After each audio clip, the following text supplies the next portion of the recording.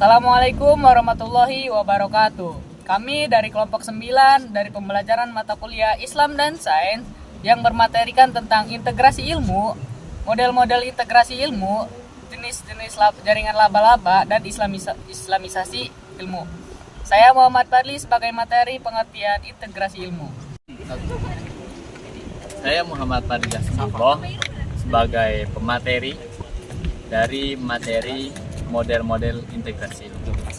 Perkenalkan, nama saya Umratu Safata ini. Saya sebagai pemateri dari islamisasi ilmu.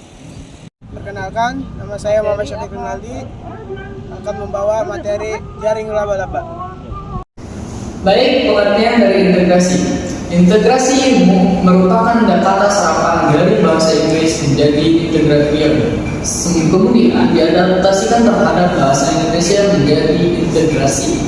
Integrasi artinya perpaduan atau penyatuan penggabungan antara seluruh perbedaan, yang dimana jadi integrasi ini berarti kesempurnaan atau keseluruhan terhadap penyesuaian antara sosial dan sosial yang paling berbeda.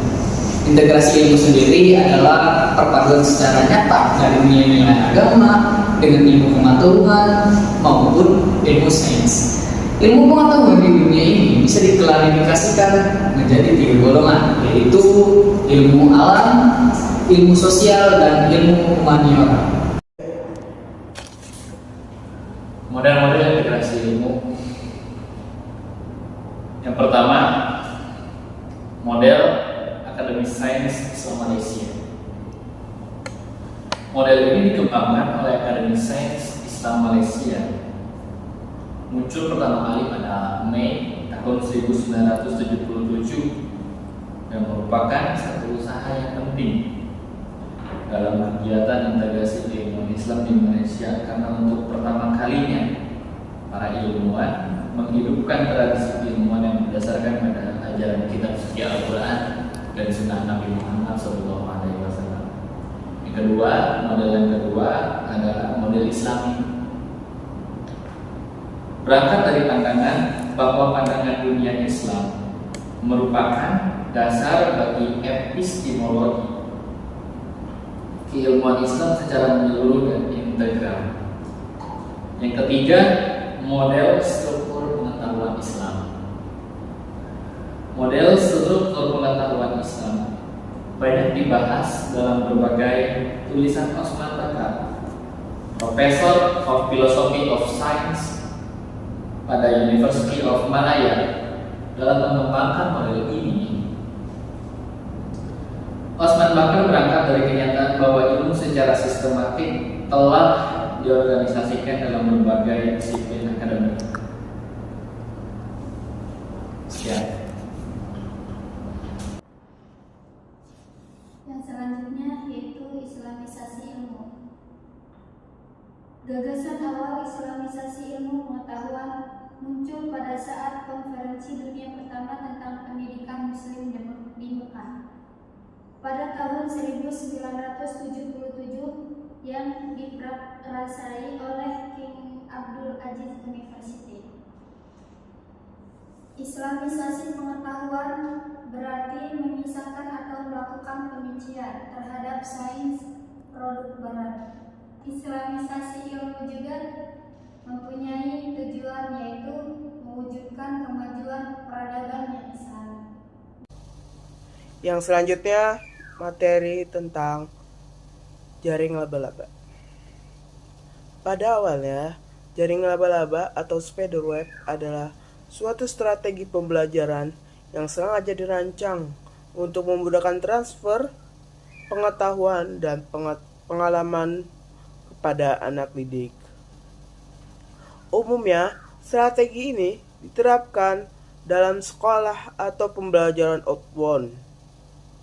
Pada konteks ini, metode spider web atau metode jaring laba-laba menawarkan strategi pembelajaran yang mengintegrasikan semua tema ke dalam semua mata pelajaran. Dalam kegiatan belajar outbound atau sekolah alam ini, semua objek pembelajaran di alam dapat dikaitkan dalam suatu tema yang nantinya akan dijabarkan dalam mata pelajaran yang akan digunakan. Sedangkan dalam pembelajaran konseptual, metode ini menghasilkan suatu peta konsep. Ciri terpenting dari peta konsep spiderweb itu adalah tidak menurut hierarki, kecuali berada dalam suatu kategori dan kategorinya tidak paralel. Merujuk pengertian di atas, horizon spiderweb yang ditawarkan Amin Abdullah adalah bersifat peta konsep. Sebagai sebuah peta konsep spiderweb, tentu saja peta ini dapat dimaknai sebagai berikut. 1. Bahwa setiap item yang terdapat dalam peta itu memiliki hubungan-hubungan, walau tidak seluruhnya, antara yang suatu dengan yang lain. Inilah yang dimaksud Amin Abdullah dengan keilmuan integratif. 2. Keilmuan itu berpusat pada Al-Quran dan Sunnah, dan secara hierarkis berkaitan dengan sejumlah pengetahuan sesuai dengan tingkat abstraksi dan absolutnya.